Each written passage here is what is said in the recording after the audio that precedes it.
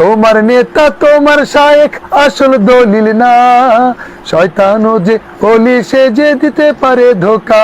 সমালোচক যারা আছেন, যারা ফেসবুক ইউটিউবে সমালোচনা ঝড় তুলে ফেলছেন যে মুশিউর রহমান আমাকে নিয়ে গাইছে, মুশিউর রহমান আমাকে বলছে, মুশিউর রহমান আমাদেরকে বলছে, এসব সমালোচনা নিয়েছিলেন, তারা কি বলবেন, কোথায় যাবেন?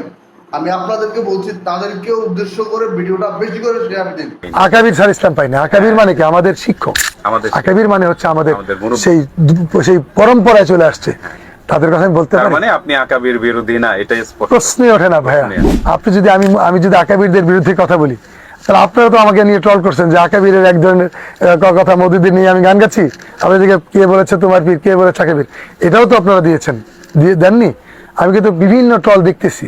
সুতরাং বন্ধুরা, আমি কিন্তু শ্রদ্ধা করি সব আলেমদেরকে। এই গানটা গাওয়ার প্রেক্ষাপট আমি আপনাদেরকে বলছি। এই গানটা গাওয়ার প্রেক্ষাপট হচ্ছে, খুব অল্প কিছুদিন আগে আপনারা লক্ষ্য করেছেন এই দেশে কিছু ভণ্ড পীর সেজে কিছু বক্তা তারা স্টেজে পরম শ্রদ্ধেয় ইসলামিক স্কলার আহমদুল্লাহ সাহেবকে নিয়ে অনেক রকমের কুৎসিত মন্তব্য করেছিল। ঠিক তারপর এই গানটা লেখা হয়। গানটা লিখেছেন এবং সুর করেছেন আমাদের প্রিয় গীতিকার আতিকুল ইসলাম, তিনি প্রবাসে থাকেন। গানটা যখন আমি পেলাম, তখন আমি গানটা গাইলাম এই জন্য যে গানের কথাগুলো খুব চমৎকার। গানের প্রথম যে কথাগুলো, সেই কথাগুলো শুনলেই আপনার খারাপ লাগতে পারে, কিন্তু গানের পুরো কথাগুলো শুনলে কিন্তু আপনার রিয়েল কথাগুলো আপনি পেয়ে যাবেন বলে আমি মনে করি।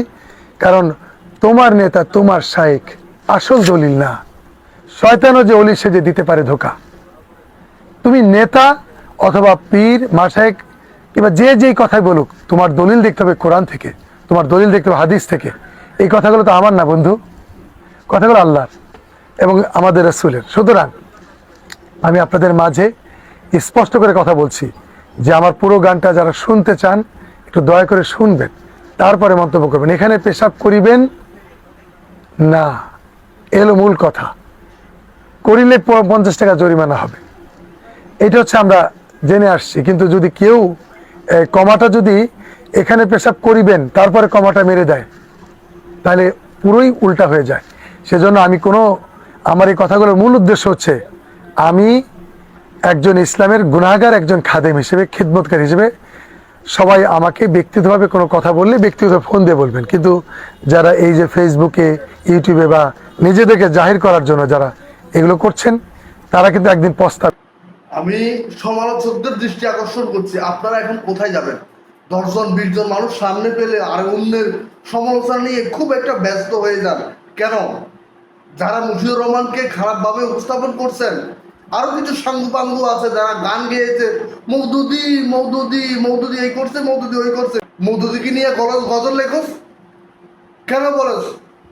আপনাদেরকে বলি, আপনারা ওয়াজ মাহফিলে গিয়ে মানুষদের সমালোচনায় ব্যস্ত না থেকে মানুষকে হেদায়েতের কাজে ব্যস্ত থাকুন।